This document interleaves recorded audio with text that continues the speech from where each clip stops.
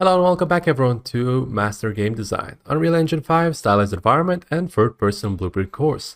In the last lesson, we left ourselves off by fixing up the harbor type of water. Now it's much better in regards to just making it look like it's less wavy. We might need to still fix it up or raise this entire section. So yeah, we're going to raise this entire section, and for us to do that, we're going to, well, first of all, we need to make a selection.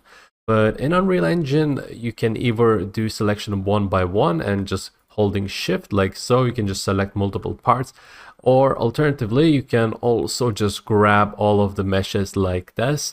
So if you select the first one, go all the way to the bottom and then hold shift, you can select the bottom one and that would make selection. But here's the thing though, when you start creating a more detailed, more complex parts in your scene, you might come across some issues and you might need to move it around, you might need to hide some parts and whatnot. So it would become more problematic if you were to just keep it all within the same editor.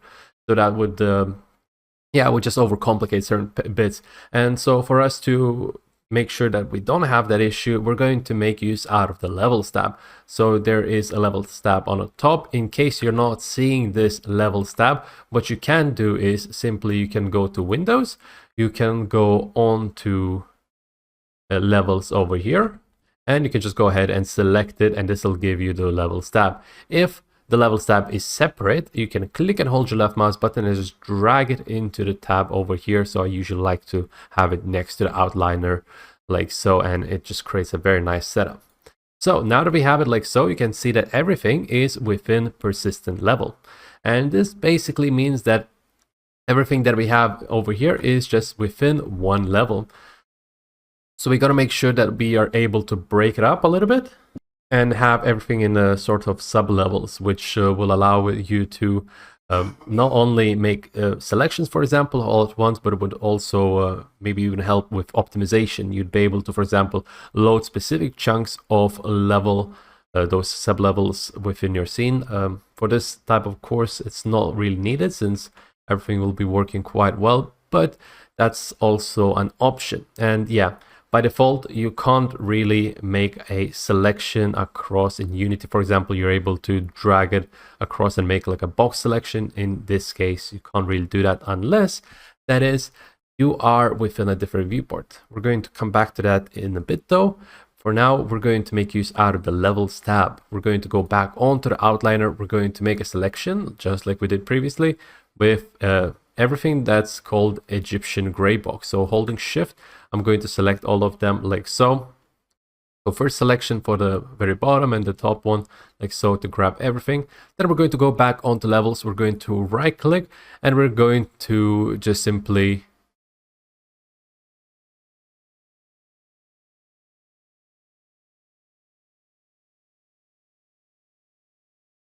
create new level. So we're going to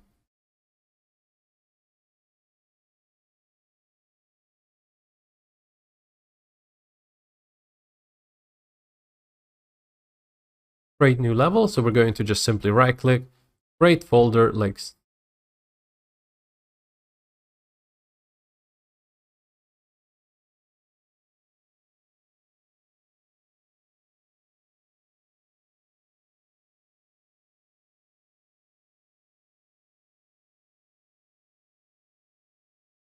we're going to now need to create a new level. So we're going to go on to levels over here. We're going to select levels, create new, and we're going to select empty level. We got to make sure it's empty level, otherwise it will add items on top of this already existing level, and we don't want this to happen. We're going to go ahead and click create.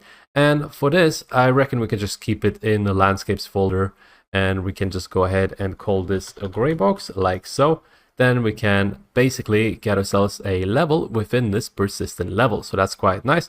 Right now, it's nothing's going to happen because this is actually an empty level. And you'll notice that We also have levels with in regards to selection. So right now it's blue, meaning that everything we do, like everything that we create right now, is going to be added onto the gray box. We're going to be fixing that in a bit. We only want to add this selection that we have over here. And also, just in case, you see on the bottom right hand corner of your viewport, you see this extra window when we have levels tab. It'll just show you which type of level you're working with. Usually if you select, for example, another section, it would go to another level. But right now, since we don't really have anything at the moment, we're not going to be doing anything to that. So I'm just going to click Control Z, go back to selection, and now we're going to move everything to the gray box, the whole selection of the gray box itself. We're going to right click on this. We're going to convert. We're going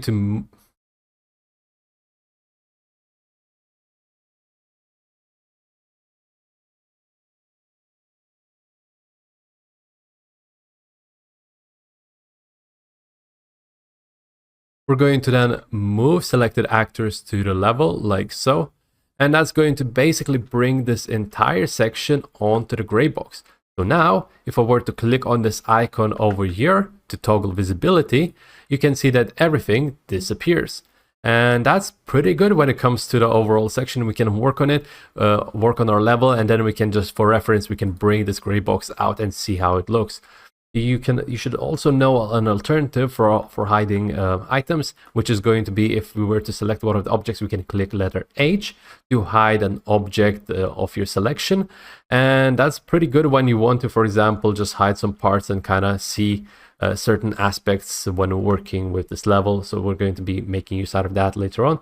And if you want to bring it back, you're going to press Control and H. That's going to unhide everything. And that's pretty much it.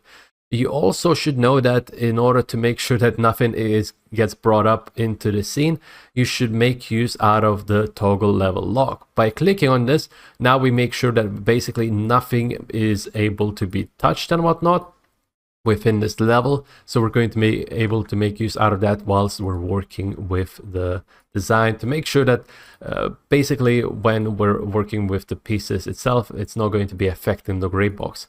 And that's going to be quite nice. Also, another thing that we should do is make sure that the persistent level is basically separate. So as you can see, if I were to toggle this off, you're going to see that there might be a complete black. And if we change this, a lit mode to unlit, you can see that the gray box is still here. Persistent level is often used differently in comparison to the gray box that we have, the sub level underneath it. And there often the persistent level would include all the aspects. Actually, sorry about that. Seems like something broke down. Just going to check real quick what happened. And it might be because landscape, I'm going to check real quick. Not sure what happened. So I'm just going to see what happened real quick with this. I'm going to toggle it off and on. And seems like there is an issue with when we hide it, it just breaks the layer surface. So I'm not sure why that is happening, to be honest. So I'm going to be very careful with that actually from now on. And that might be a bug in the new version. So instead of what we're going to do, basically, we're just going to lock the persistent level itself. We're not going to be using that anymore. And that means that we're not going to be touching the terrain. We're not going to be touching the sky. And this would now allow us to go on to the next section, which is going to be making sure that we have a nice selection for this entire gray box. So just to show you what I mean, I'm going to unlock it first and show you the way to select, like do basically a box selection for the entire setup. We're going to go on to the split window mode, like so. We're going to split this entire window. I'm going to reposition my selection over here. As you can see, it is set as a top to a view, which if you don't have it, just make sure you set it to top view over here. And then I'm just going to drag it across this entire selection, as you can see over here, which selects not only the entire gray box, but also this entire ocean, this entire terrain. And we can see what else it selects. If we click F, it also selects this entire skybox. So every time I'd want to make a selection like that, I'd have to go and then click Control, click F, and then just unselect everything like that, and it gets very, very annoying in regards to that. So instead, what I'm going to do is